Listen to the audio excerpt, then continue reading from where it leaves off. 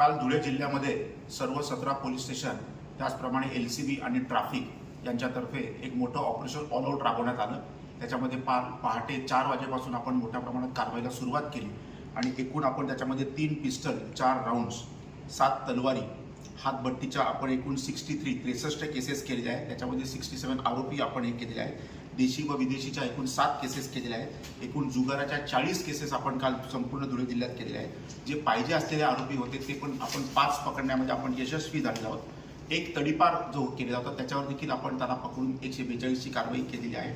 Motor वाहनाच्या एकूण 300 cases आपण काल केलेल्या आहेत। दारू पिऊन वाहन चालवणे, ड्रंक अँड ड्राईव्हच्या आपण 7 केसेस काल केलेल्या आहेत। सार्वजनिक ठिकाणी गांजा सेवन करण्याच्या आपण एकूण 2 केसेस केलेल्या आहेत। मद्य सेवनाच्या, सार्वजनिक ठिकाणी मद्य सेवन करण्याच्या आपण 14 लोकांना याच्यामध्ये पकडलेलं आहे।